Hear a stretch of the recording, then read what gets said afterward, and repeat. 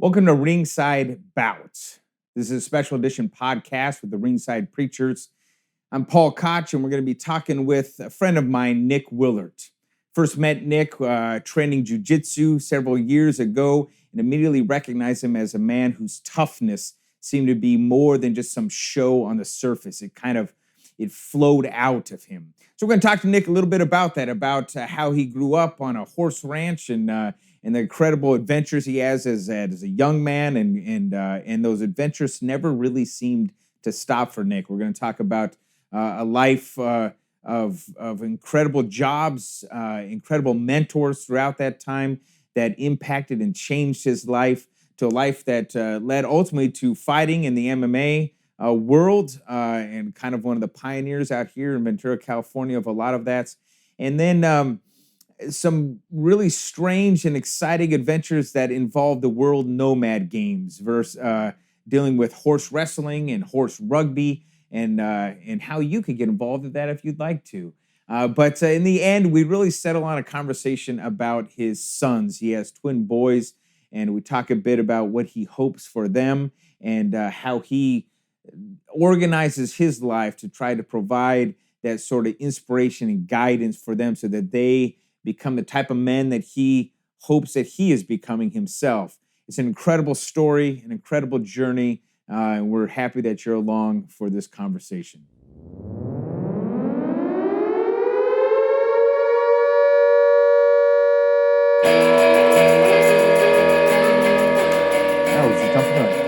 Nick, it's good to talk to you. Before we get into it, I want to talk about the first time I met you. I was at the Jiu-Jitsu Academy, and I didn't know who you were or what you had done. But I've actually told the story to a couple other friends as well, is that we were doing, for those who don't know, Jiu-Jitsu, a lot of times in the academy we start on our knees or something like that. But this class, we were starting standing up, and I was getting more confident in those things, but I don't have a background in it. So that was, it's all fairly new to me, but we're standing up and you were standing across from me. We were going to roll, and everything about it, like in my brain, was screaming I was in danger because you don't stand like a regular jiu-jitsu guy. In other words, it wasn't like everything like you were, it felt like you were locked and loaded. Like there was something different about it, right? And there's a few other guys I've trained with, and most of them turns out train MMA or something like that, and you get this sense in which it's like my body's just screaming at me, "You're in danger! Like you shouldn't be here. This is bad." But you are a black belt in jiu-jitsu, but then I was doing my job right. That's right. But the sense I got was, you were sort of a man who you've been there, done that kind of thing. And so that situation, standing across from another human being to grapple or to fight wasn't a big deal to you. No. So what's kind of that, like, how did you get there? I mean, we're going to go back and talk about some of your childhood stuff in a bit, but. I would say I probably got there because I have been, since I was little, I've had little man syndrome, I suppose, in every sense of the word. So there's been a few kind of life-changing experiences that have caused me to continue to push to try to prove myself that I'm tough enough. Mm-hmm. And so I think that's really where it comes from, is just an internal drive to always just try to, I'm my biggest critic, and I will never be tough enough. Right. And so I will always try to step it up. And so that's kind of why I'm always trying to find new sports and obscure sports where it kind of makes people tilt their head and say, huh? And so, yeah. Yeah, when my friends at on the Ringside podcast said, hey, let's try this idea of doing one-on-one interviews with people, they say, somebody that's interesting and got good stories. And again, first guy I thought of was you, because you got fascinating stories, which, again, we're going to get to some of those. But even your childhood wasn't like, it wasn't like my childhood in suburbia, Southern California. No. So Yeah, how things start out for you? How'd it go? I grew up in Wyoming, just outside of Jackson Hole, in a small town called Wilson, Wyoming, and I grew up on a horse ranch, on the Haida Cooper horse ranch, and it's just awesome, incredible piece of land. Truly blessed to have be able to spend my time there. And we rented the house on the property there for over, I think it was 25 years. And one of those things where I spent more time outside than I did indoors. And everything from, I grew up playing chicken with bull moose when they're in their rut, throwing rocks at them to get it to charge us in the aspen field to play chicken in between the trees with them, stuff like that. I remember tying the rope behind my dad's truck and pretending to be Indiana Jones and dragging behind the rope when he would drive down to work, and he'd leave the ranch, and we would do that all the time. I'd get in trouble for that one. I'd crawl underneath the cattle guard and trucks would drive over it. We would we did. Did you have brothers? I had an older brother and two older sisters, and my older brother, they were just, I always really looked forward to getting beat up by my brother and his buddies. So one particular memory I have in particular was when my brother's maybe 14, so I was 10. Yeah. He put me in a climbing harness, tied a rope to the climbing harness, threw it over the crook of a tree, climbed up and threw it over the big crook of a tree, and then tried the other end to a ranch truck. And then he would goose it, and I would go zipping up the tree into the crook and hit it, and then he would kick it in reverse, and I'd fall back down, and it was a lot of fun. We did that a lot, and we did stuff like that just a lot. So yeah, not the kind of the helicopter parents people have today then, hovering over you guys. No, I think my dad was pretty exhausted anyway by the time I was around, so it was, oh, you want to stick your finger in the light socket? Go ahead. Go ahead, yeah. You're going to learn. So Right. Well, you did some other stuff too growing up, right? Like, again, not just on the horse ranch though. No. Youngest kid to climb all 3 Tetons. I was a big mountaineer, rock climber. Was that something your brother did as well, or the my family? Brother did? Okay. Just my brother and my dad. Okay. And so my dad's harder than a coffin nail. So he still is. He's in his 70s, and we had to slow him down. He does Ironman competitions, all that kind of stuff. Yeah, he's a nut. So grew up mountaineering with him. Climbing, a lot of climbing when I was a kid. Spent a little bit of time in Nepal with my dad, mountaineering out there. Wow. And then I got into scuba diving as well. And we would spend, again, super blessed. And my parents we would go and visit my grandparents, and they lived in the Bahamas. And so the summer times were spent running around this island called Man-O-War Key, which was super small island. Yeah. And again, I could just check out for the day. And I went from kind of a, Wyoming outdoor lifestyle there to this island lifestyle and back and forth. And it was truly lucky. So I got to experience a lot of different aspects of a lot of different cultures. And my parents were really into that. And we traveled a lot over to Asia when we were young, Central America, tons of scuba diving in Central America and stuff like that with my dad. So it was. So how was, like your education wise, was that kind of a back burner thing? Like school, those things weren't. My parents, I was the last one again. So I think they were just, I really think they were just tired. And I don't blame them, because I was probably the biggest handful. Right. And my folks, so I didn't put as much weight on academics as I should have. Right. Myself. My parents did, but like I said, they were just, as long as I was getting passing, which I did. So yeah, we all, I've read these stories of individuals that have these sort of incredible experiences as youth, especially growing up, where the education isn't so much sitting in a classroom. It's life. It's life. It's out there, and it doesn't seem like that was deficient for you in any way. I mean, no. Maybe you had teachers that might have thought so, but I think if anything, I probably could have put a little bit more importance on a few things Sure. but other than that, I think my childhood prepared me a lot for, I'm able to look back and be like, okay, I've been in worse situations. Yeah. So, and that's definitely. Yeah. So climbing, you were the youngest? Youngest to climb all 3 Tetons. How old were you then?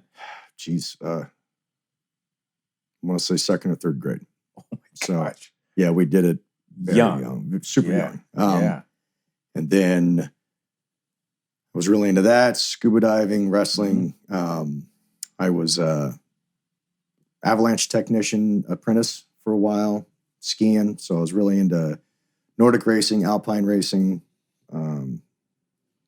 everything, pretty much everything. So, and you, after high school, you served as well, right? You went U.S. Marine Corps. Marine Corps. For didn't finish out my term, and that's like kind of where I think a lot of my drive comes from as well. As I got injured, and then so when I was after boot camp, school of infantry, and everything, and you get sent to wherever you're going to go.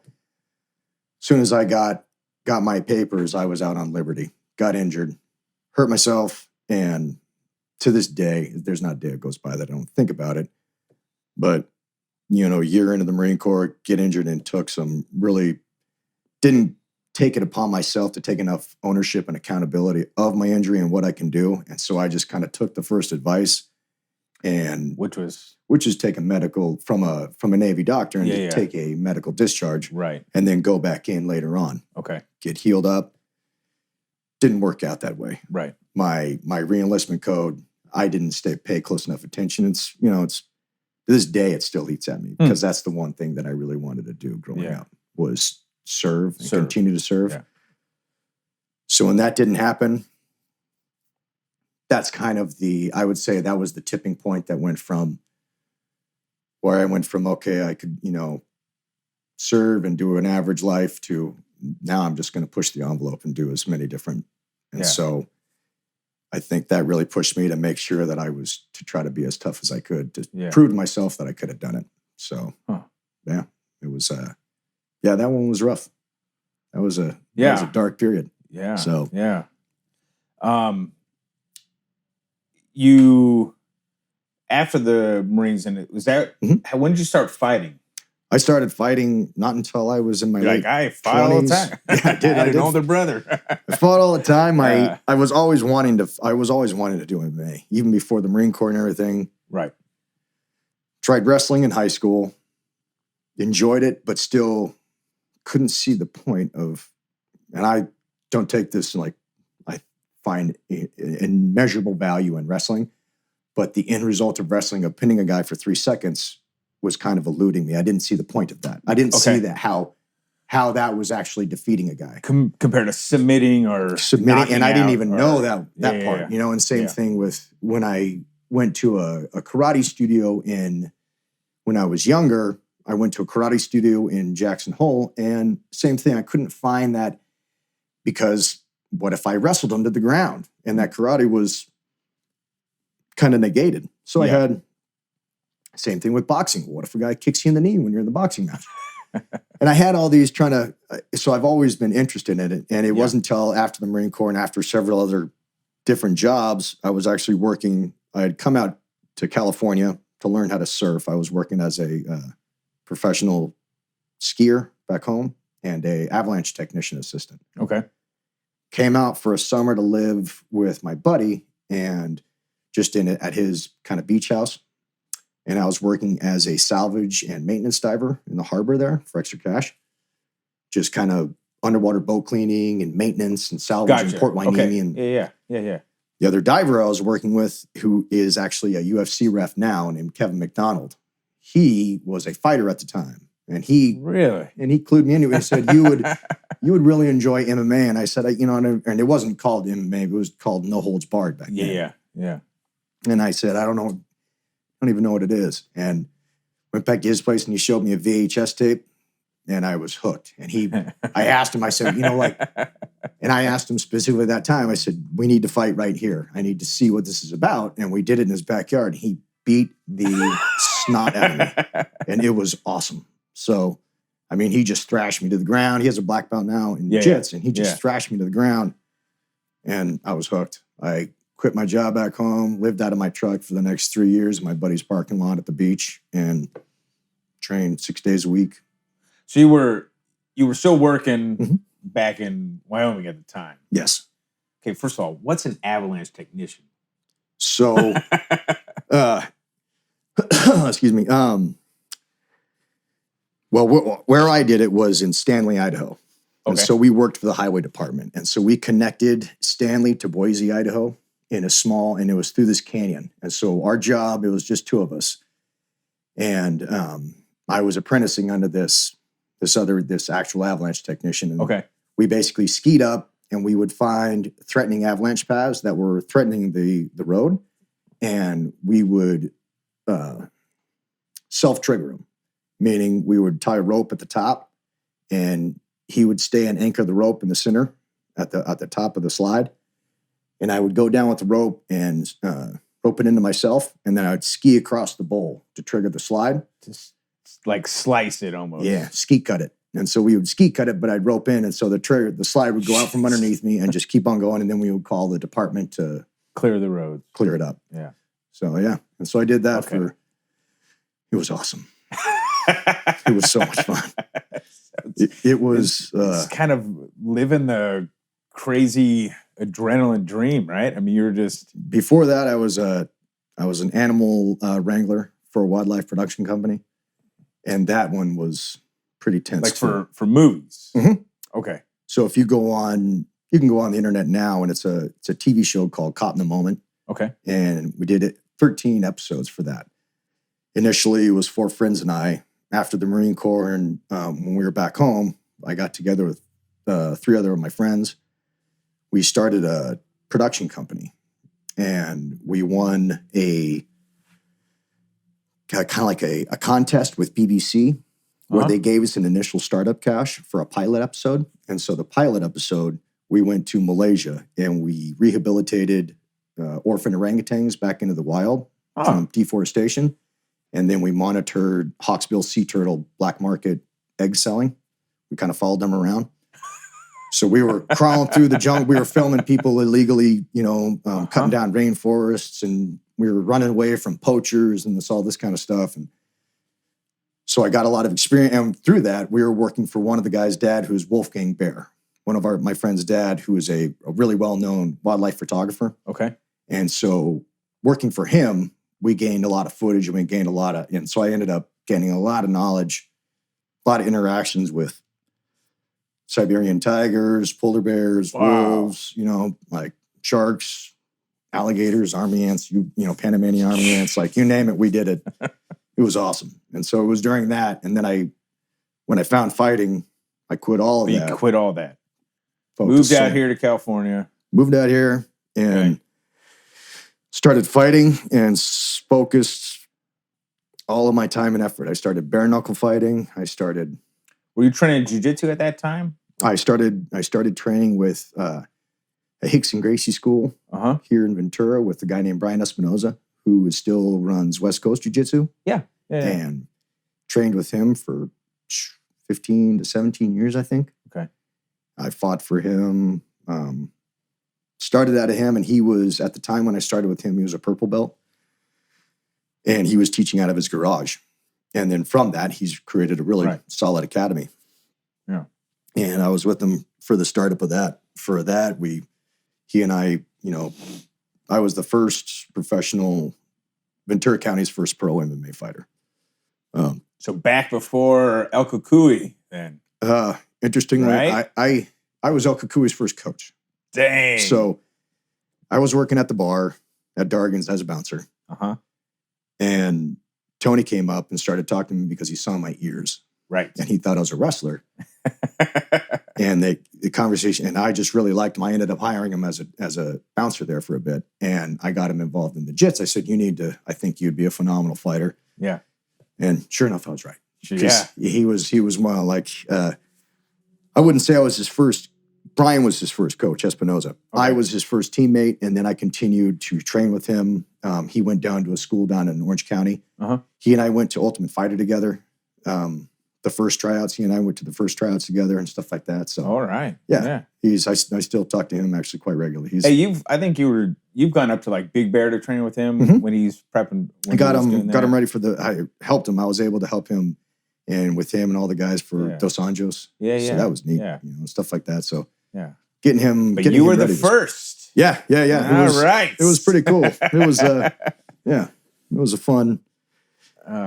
Definitely, I've crossed paths with some really cool guys. Held mitts for Donald Cerrone before when he was at WEC. Oh man, and just had some some neat experiences like that for some guys. So that's a guy. It seems like you and Donald Cerrone would get along great. Yeah, he's dude.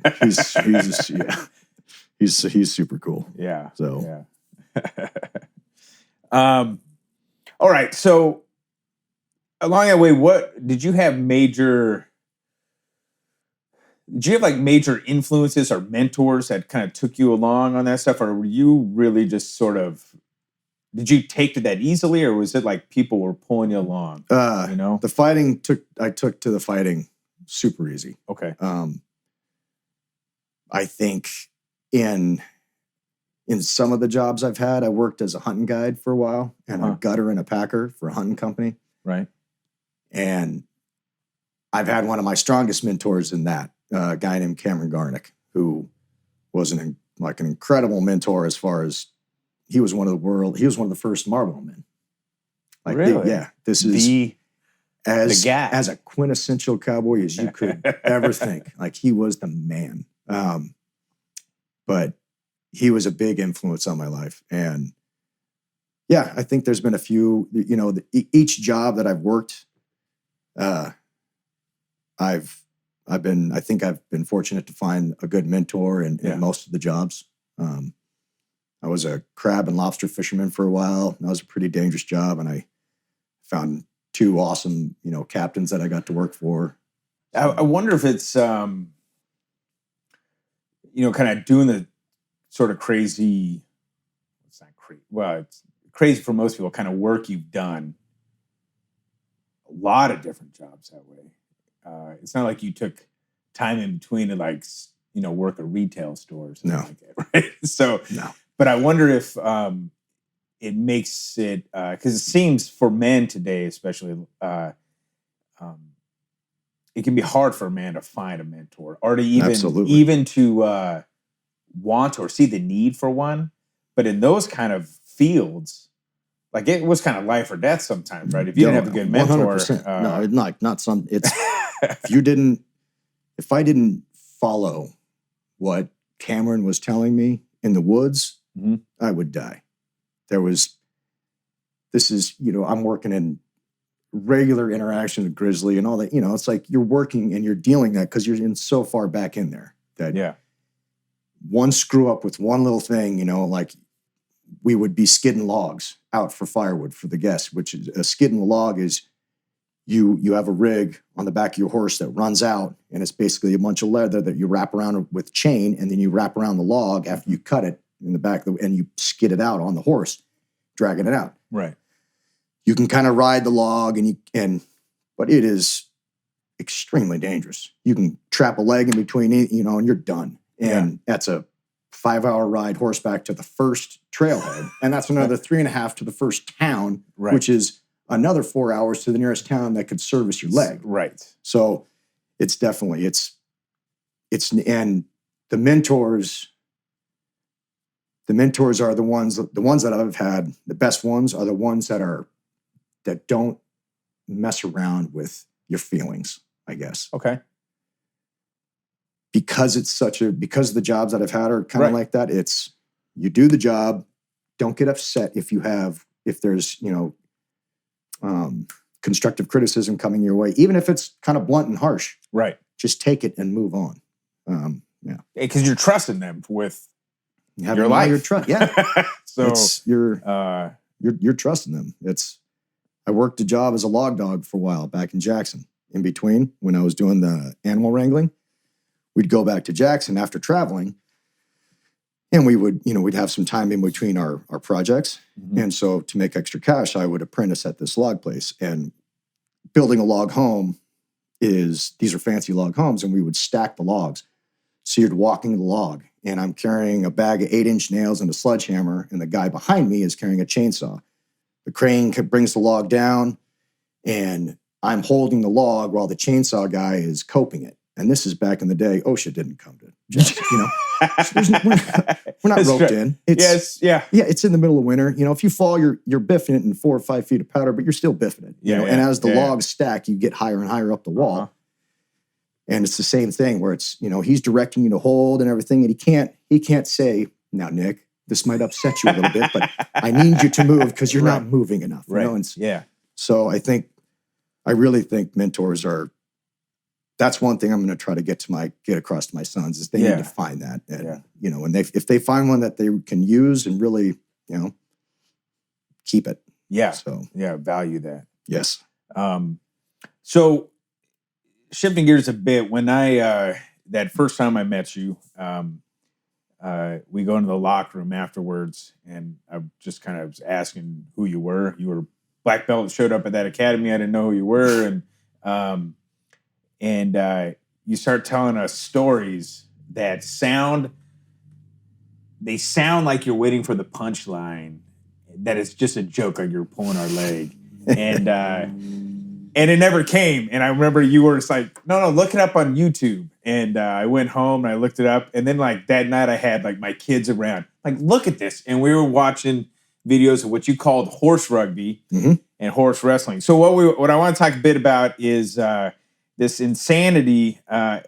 It's not insane. I mean, it's a beautiful thing. I did some research on it called the World Nomad Games. Yes. It is a beautiful thing. Yes. But for people in the West, it seems insane. Seems crazy. Yeah. Yep. So first of all, how in the world did you get introduced or pulled into that or started into that? The World Nomad Games. It's every 2 years, traditionally, right? Every 2 years. Yeah. Started, I think I want to say in 2014 or 2016. Okay. So pretty new. The sports themselves are ancient, millennial. Yeah. I got pulled into it. My old actual riding mentor, Cameron Garnick, he was into everything horsemanship and anything and everything that had anything to do with horse riding of any type he was into. He studied it down in South America. He studied it, the history of it around the West, and he got really studying into Central Asia. And he's the one who kind of spurred the movement. He went over there to see what it was about and realized that these guys are some of the best riders in the world. And they do some riding that none of us really see. He started a team, and he kind of got the team together and really got it moving.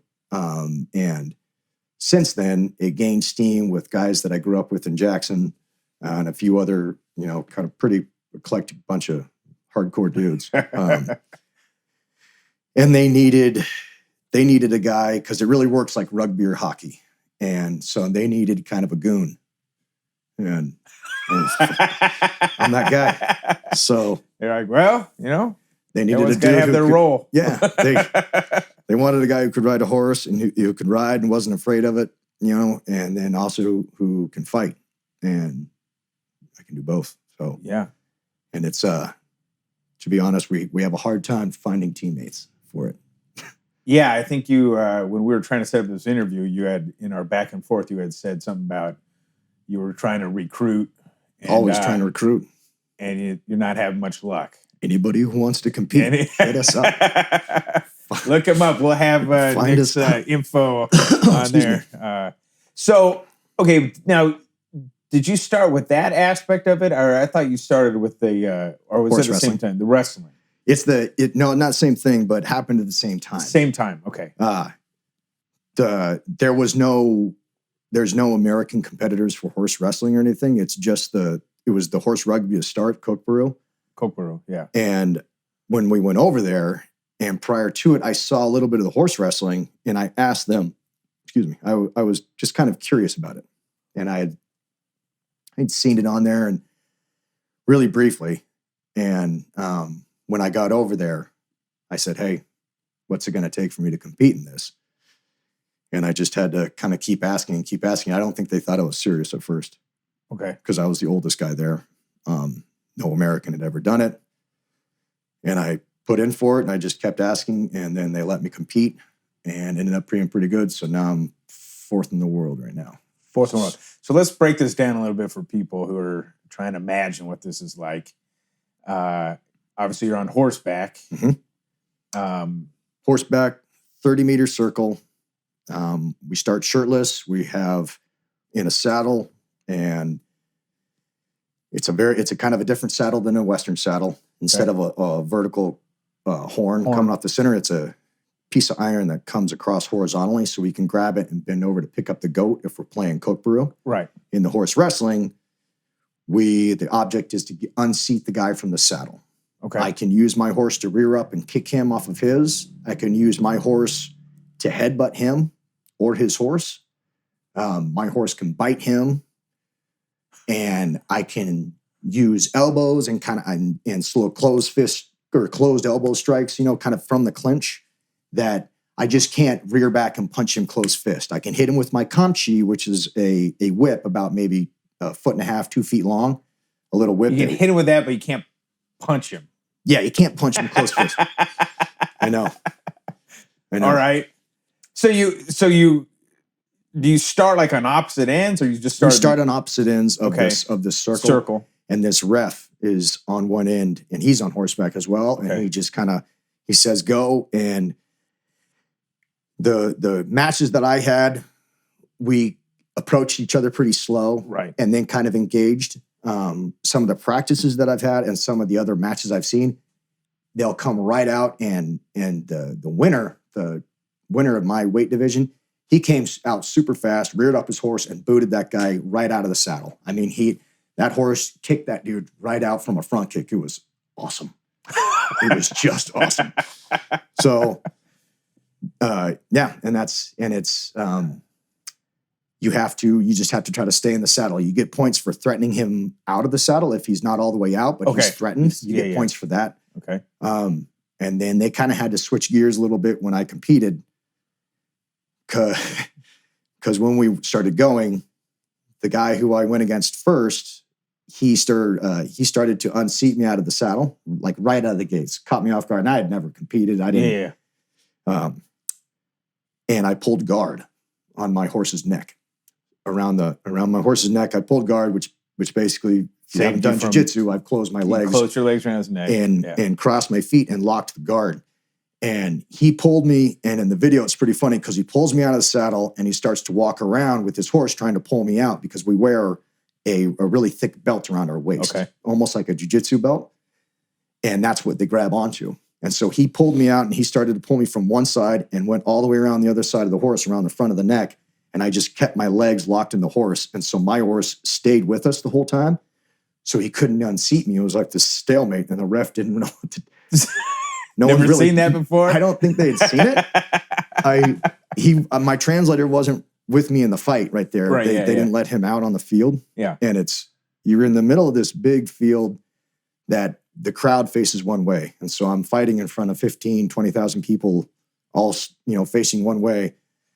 And the speaker, I can't hear it. It's Cyril. They're speaking Russian. Yeah. Yeah. And I don't understand it. My friend, actually, Lad Howell, speaks fluent Russian. He was riding there, but he's off to the side. I can't hear what they're saying. And so I don't know if he told me I was allowed to do it or not, but the referee was just laughing, shaking his head and holding his hands up like I'd never seen it. And so I can only assume. So they let me restart. We kept fighting, and I ended up doing really well. So, dang, I fell in love with it instantly. So you are currently ranked fourth. Number 4th in the world. I don't know. Yeah. Out of maybe 5, who knows? It's not. But over there, it's a really big sport. So that's the how do they say it in their language? Aranesh. Mm-hmm. And then Kokboru is 12 on 12, and that is full contact rugby on horseback. Right. And instead of a ball, we use a 70-pound dead goat that we sacrifice. This is where, when you're telling the story, I'm going, I know. He's making this Takes up. a wide left there. And for a ball, we use a dead. So anyone who's never heard, you can certainly look it up on YouTube, but there's also on Netflix, there's a show called Home Games. Yeah, Home Games. Yes. And they have a whole episode on it. Correct. They actually took, they were filming when we were there. Oh, really? Yeah. And they just didn't, I don't know if they filmed us or not. I'm not sure what the deal is, but I remember somebody saying something about Netflix was there filming. Yeah, they were filming they kind of focused on 2, I think, local teams. Oh, okay. That's That's what they were kind of Which would be better because the local teams were incredible. So yeah, these people who they go through some of the history of it, this is as you said, an ancient sport. I mean, it's not, and it's born from, these are people who, cattle's the horses, these are, this is their life. This is their life. This is, Koch means gray wolf. So it means essentially the sport originated from when hunters would return to these yurt villages in Mongolia and whatnot. Wolves back then were a big problem. And so a lot of times wolves would raid the villages when the men weren't there. The men would go back out in retribution to hunt, right? And the winner riding back into the village, or the one who would really get the girls, was the one who was holding the wolf, right? Holding the wolf riding the village. Right. And so it became this competition to steal that wolf and to be the one riding and so that's kind of where it came from. Right. And so they started to train like that, and people started to see the value in combat for this sport. Alexander the Great, for instance, really saw the value in it, Genghis Khan. And from that, Koch was born. And instead of the wolf, they use a goat. A goat. And since it's a Muslim game primarily, they do a halal at the beginning of the game, which is kind of a blessing to the goat. 20,000 people in the stands all fall silent, and they face the goat away from everybody else to the east. And he stares off in the distance, and then slaughter right there. Yep, they cut the head off, the legs off at the knuckle. And the coolest part, I just think this is the coolest part ever. They put it on a scale to make sure it's of weight, and usually roughly 70 pounds, whatever that is in kilograms. But if it's overweight, which is a lot of times the goat's heavier, they would have this little kid come up and hop on the goat and hop on it until it squirts enough blood out to its game. You'd hop on there and squirt. Okay. Game day. And then they would rough lace it, and they kind of lace it shut real quick. And then the ref rides that thing out in the middle of the field and dumps it out there. And you've got your team right next to the other team, all facing the crowd now. And envision kind of a gladiator-style arena. Okay. But with just a crowd facing one way. Yeah. And our goals are 2 big taikazans, which are half volcano-looking things on either end. Right. The field, I want to say, is maybe 100 yards wide by 200 to 300 yards long. Long enough for a horse to get a full gallop and a whole lot of speed, either way, width-wise and lengthwise. Right. And the ref rides out there and drops the goat in the middle of the arena and rides off on the crowd. And meanwhile, we are all basically revving our engines. We're pulling a horse's reins, but at the same time, we're whipping them and we're getting them ready. So it's like revving the car, but keeping the brakes on. Gotcha. Yeah. And then this big, I no other way to describe it, this big fat ref on this tiny little horse rides out in the middle with this little flag, and he looks at both crowd and he just drops this flag, and we just... And it's like bats at hell. Pell-mell. It is bats at hell. Like everybody streaking towards that goat, and you're at high speed. And at first I thought, oh no, everyone's going to slow down before we could. There's no slowing down. You go, and it's just like rugby. You blast into each other, and you are just with full horseback. It is incredibly violent. Yeah. I was watching some the other day on that next Netflix special, and we're there because they're going to score, so you're carrying the goat, and everyone else is converging on you too. Yeah. So you're not slowing down. No. And what do you call the goal again? Taikazan. Yeah. Man, the horses will hit those things. Oh, yeah. Horses hit, and you go right over the top into the goal. It's incredible. That's pretty much how we scored all of our goals. Lad would go right over. He was such Lad was a hot player, man. He would go, and he's still a pro rodeo guy. So he knows, and he's used to getting beat up. He's been doing it for years. And all these other guys, all of us came out of that competition the first game, just like, what did we do? Yeah. What did we say? We're loving it, but I was missing a tooth. Knocked my tooth out first game. Concussion. My buddy, tore his bicep. My other buddy had his head wrapped. It was just. So you lost a tooth, and you're getting dental work done now in a yurt, probably. Yeah, got it done by a yurt.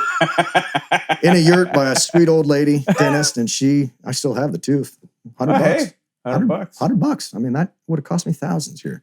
That's right. So it is. Yeah, I tell people you gotta watch it. Look it up. It's incredible. It's a solid sport. 2022 is when we're going back out there. So U.S. has a team. U.S. has a Koch Brew team, and we have an Aaron Esch team consisting of me. You. Anybody else who wants to join, just hit me up. I'm all about it. I've got just me right now. So trying to get as many different people as we can. Now, do you guys get to train then here in the States? We try to meet up when we can. There's 13 of us. So we meet up when we can, try to travel. One guy is a vet in Hawaii. One's has a ranch in New Mexico. Another has a ranch on a Navajo reservation in Wyoming, or down south, I mean. And so there's guys, and it's just tough to get them all together. And again, it's so rough and it's so violent that the horses here aren't bred for that. Right. The horses are not bred for that kind of contact. And so I don't know many guys who are too keen on us beating up our horses, but we still get riding in, done everything. But we're on our back foot when it comes. We have to rent our horses there. We have to get to know them. And you get 4 days to get to know your horse before you got to start competing, which isn't enough time to do it. So, but we still do it because it's awesome to do. And they know that. I think we got respect from the other countries simply because even with all that, we didn't slack off, and we didn't ask the other team to play easy up on us. We wanted the best out of them, and we got it because they beat the crap out of us. Sure. And we didn't win one game. Again, we beat the French, but that was it. So. Well, that's good. Right? Yeah. I got props that they even showed up. They were the only other team that's a non-Central Asian team that showed up.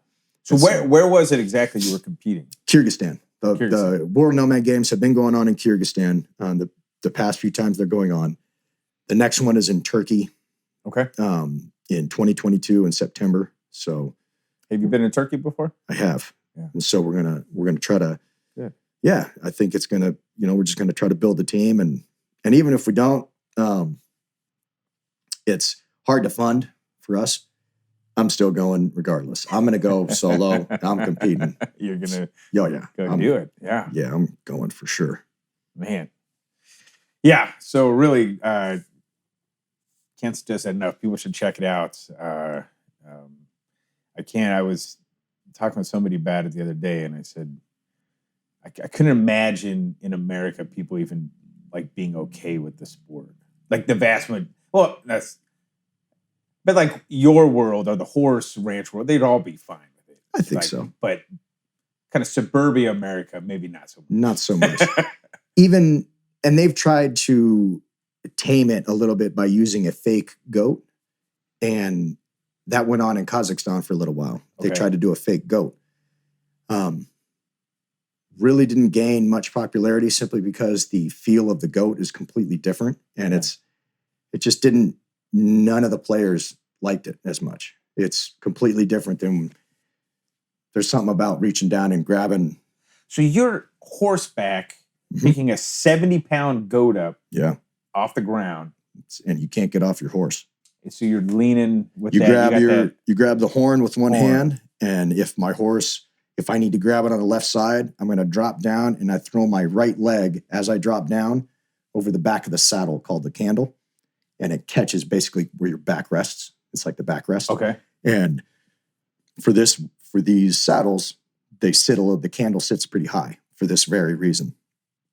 And so you sit back and you hook the back of your leg off and you're dropping down. And so your head is below the belly of the horse, right out next to the front heel or the front hoof there. And you have to bend down and grab it. And then you're holding your other hand on the horn. And then you just have to lever yourself back up. And once you get back upright, you try to stick the goat either in your lap or under your leg. But the problem is your opponent can hit you as hard as he can with his horse. As long as you're above the belly line, he can hit you as hard as he wants. And they're reaching over and they're yanking that goat out from underneath you. They're trying to pull it away, just like it's a game ball in rugby. Yeah. But beyond just a ball, it's a 70-pound goat where they can dig their hands inside the neck and grab the esophagus, right? They can grab in there or grab just the straight vertebrae. Right. So there's handles basically. Yeah. They're shoving their hand.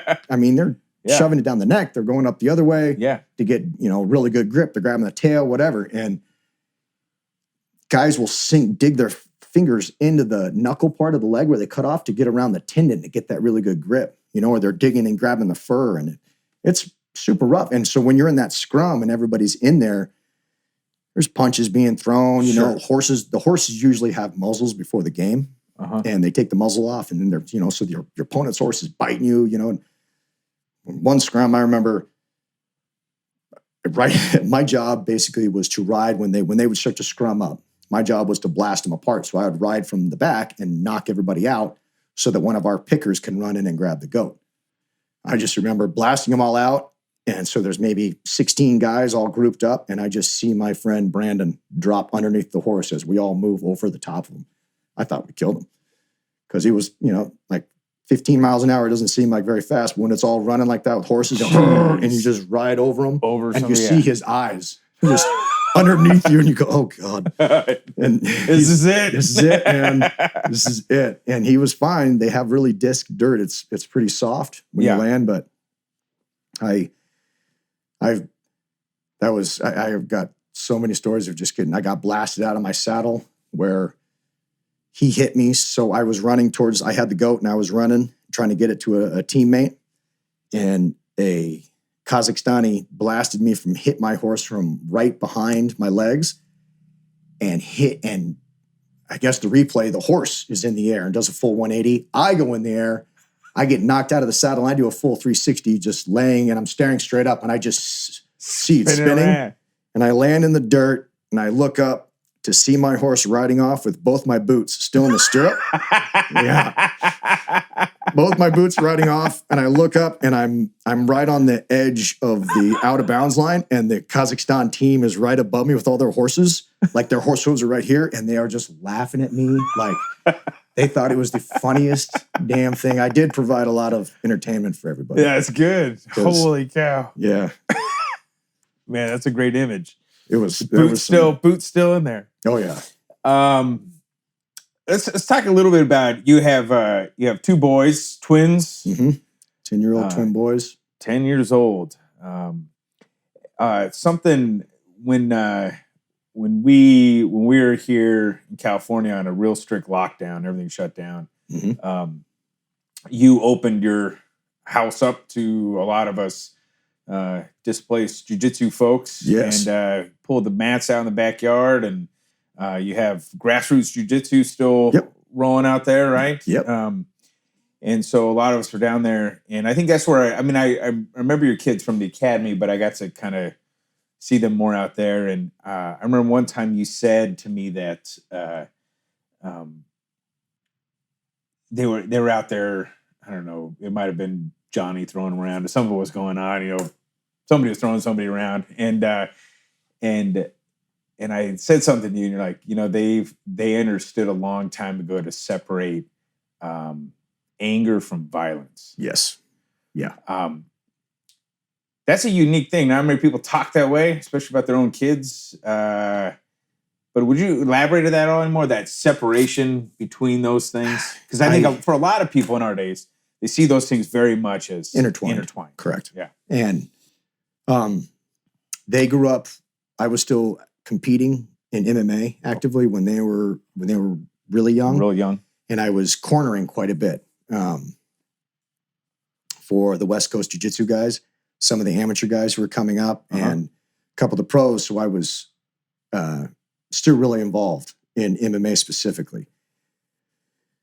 They were with me.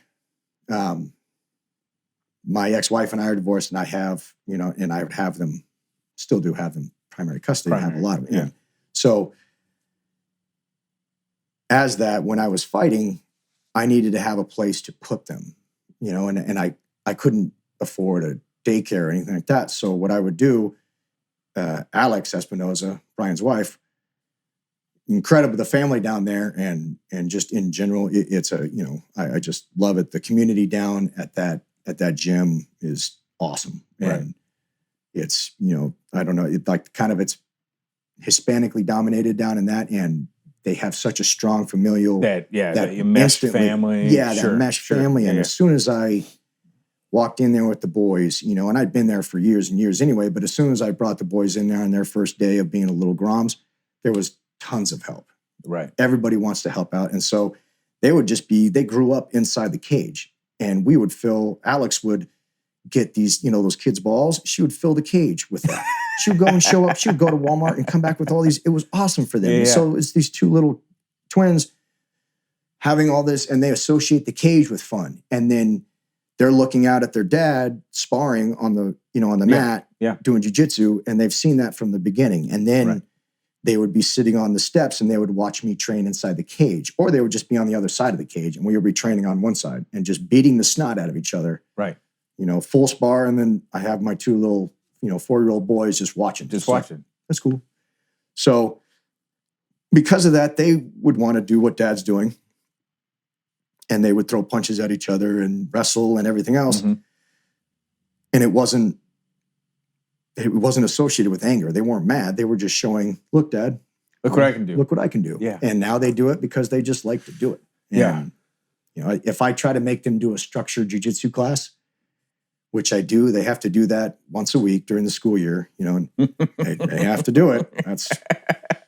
But if that structured class, they may not be so strong in, but when it's just them rolling on their own, it's something to behold, because it unlocks something that they don't even realize, but they're flowing and they roll. It's full awesome speed. Yeah. In control of themselves and their bodies. Yeah. And if some other kid were to come up to them now and punch them or anything like that, or try to start fight, they're not going to go instant to reactionary, self-defense. Kind of rage. Kind of thing. They're going to kind of question it, and they're just not going to, they're not going to sit there and look at the, whoever did it. Oh, you struck me.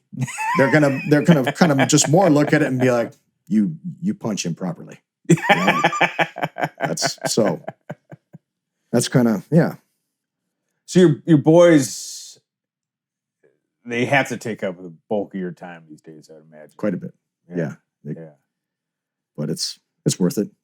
That's my job right now. So as soon as they turn 18, I am wingsuiting it like a... Wingsuiting? Heck yeah, that's my next thing. I'm doing that 100%. There's no doubt. I have like maybe 12 skydiving jumps, and then it's really expensive. Yeah. So had to stop, but that is so on my list. Is I'm going to start base jumping and wingsuiting and everything else, and then I'll do that intermittently with the horse wrestling and whatnot. So, dang, yeah. When you look at kind of your boys and you look back at your life, I imagine somebody growing up the way you did, now living in Southern California in these days, where a whole lot of our country looks at us like we're nuts. Yes. And there's a lot to get, I guess, depressed about or concerned about with the state of things in our country stuff. But I imagine with your sons, there's probably a lot of hope for you. Don't you like find some encouragement? Like when you think of your sons, I mean, outside of the training, those kind of things, what do you see like, this is what I really want to instill in them for the next, you got them for another 8 years before you're wingsuiting it. So yeah, I think what I really just want to, I constantly try to get, what I really want to instill in them is just self-reliance in every aspect of, like most aspects of life. One of the things that I pride my personal self on is I would be just as comfortable in this life that we live, you know, in this nice supermarket and everything else. I could be just as comfortable Mad Maxing it and going out and hunting, Right. you know, gathering my food. I could be just as happy doing that. I want my boys to have that same ability. I don't want them, and having that ability to survive in sort of any situation gives you confidence in just daily life, I think. Yeah. So I'm trying to always try to instill in them to always hang out with people better than them, I guess. That's good. I always try to hang out with better jiu-jitsu guys. I'm always trying to find better jiu-jitsu guys. Yeah. My boss for the job I work at now is a former teams. He's from the teams for 27 some odd years. Incredible career on the teams, and a guy I really look up to. He's another great mentor. Yeah. And it's the same thing. And it's Navy SEALs, special operators, you know, some of the best in the world. They're always trying to hang out people better. One of my good friends is, I think I've told you, one of my best friends is a chaplain at the base at Magoo. And he's kind of like my measuring stick insofar as my moral and my ethics kind of thing. Like I always try to find people better than me in every aspect. And I want that to be with the boys too, because I want them to constantly push themselves and never accept where they're at as enough. I want them to always push for more. So would you see it as like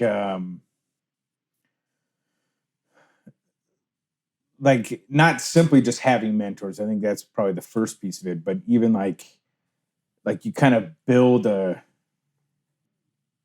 kind of a stable of men to be around, if you will, right? An index. You need an index. You need an index. Yeah. And you need that to be able to draw upon, because life is so varied now that I think, I would love to be able to look up when I was growing up out to one person for all aspects of life. Be like, that is, but I don't think that is completely doable. Yeah. You know, nowadays and completely realistic. And so I think it's important that they have, and I've tried to get that across my boys. I think my main mission now since the boys have been born was to raise them, you know, and the strongest men I can possibly make them. And I will love them no matter what, you know, regardless of what they do. I'm not going to, you know, I'm very much non-judgmental when it comes to that kind of stuff, but I want them to be competent and capable in a lot of different, and so I've tried to show them that. Yeah. Sometimes I wonder that, like what happened this last, year and a half, exposed how many people are looking for somebody else to come save them all the time, right? Absolutely. And I know, like being around you, you know, and some of those other guys down there, like you kind of didn't skip a beat. You're like, okay, so we adapt. I'll take care of things. Adapt it, and we just and move frankly, you know, like people, I don't want if going down this rabbit hole, you know, with the whole lockdown, everything is tricky, right? Yeah. I think it's gotten so pulled far left and right that people can't be in the middle anymore without, you know, you gotta somebody from one side or the other accusing that person. Yeah, you gotta, and people are making you choose teams, which I don't agree with. Right. You know, I'm definitely not of that mindset. You know? And that being said, I do believe that a lot of God, how do I say this without blowback? I don't think people are taking complete accountability and ownership for the lockdown. Meaning that I get frustrated when I see people. I have no problem with the mask mandate. Everyone else, you know, I'm a libertarian. So if you want to do that in your business, that's your business. Your business. Okay. Yeah. But if you are telling me to put on a mask because you think and that's the Band-Aid, and case in point, driving on the freeway the other day, and I see a person almost cause a, you know, multiple car pileup because the person is driving completely insane and way off base, but they're driving with a mask on. So it must be safe, right? So I think people just need to take ownership for just because they get a vaccine and they get the shot, it doesn't mean they can go back to eating Cheetos. It doesn't mean they can go back to that same sedentary lifestyle. And so that if something like this happens again, they just have to lock themselves in a room and wait for somebody else to come with another pill and another Band-Aid. Right. Fix the problem, not just the symptom. Sure. So that's kind of where I'm at with that. Yeah. They can take some ownership and if you need the vaccine, I think that's, I think people need to get it to stay safe. But at the same time, don't get a vaccine and then go right back to your unhealthy lifestyle. Yeah, because that's what's, so. Lastly, then, you already mentioned your next passion or a future one of wingsuits. Excuse me. What drives you now? Is it different than it used to be, or is it kind of the same? I think almost the same. I think so. I think I want to. One thing I've always noticed about myself is nothing financially drives me. Okay. So, what's the word I'm looking for about like things and material possessions? Material possessions don't drive me whatsoever. I don't want a Lamborghini boat like McGregor. Right. But, I would go way out of my way to maybe skydive onto a Lamborghini boat. I don't know. That would be cool. That'd be cool. So it's the experiences. And I think I never want to stop that. One of my heroes growing up that I was extremely fortunate to grow up with was Avalanche. And he started Patagonia, and he's had an incredible adventurous life, right? Yeah, amazing. Guy's insanely accomplished in all sorts of things, but one thing you don't see with him is he never rests on anything from the past. And it's hard to get him to talk about things from the past, except for like funny instances, because he doesn't like to brag, because he's always looking forward. Even now, and he's old now, but he's still looking forward. Yeah. And I've always respected that about him. So I always just want to go to the next thing, and I don't want to look back and be like, yeah, the horse wrestling was cool, and I'm going to rest on that for a while, and I want to keep pushing forward. If it's skydiving or if it's, like shark wrestling, I don't give a shit. So that's great, man. Yeah. This is fantastic. Thanks for sitting down with me. And we will put all your info up for people to check out your stuff and maybe get behind and root on the U.S. team to the World Nomad Games. Please. And they live stream it and all that. That's right. And if anyone wants to jump on board, hit me up. Find me on Instagram. Send me, DM me, and let me know, because we are doing a hard push. So yeah, I think it's as I said at the beginning, your life is not the norm, but I think that pressing on for experiences as kind of the great value, surrounded by men that inspire and drive you. I mean, that flat out changes your life. I think that's the biggest, far more than money will. Yeah, I wouldn't. Yeah, I would not change it for any sort of money. The mentor thing, I can't stress. That's a really big thing.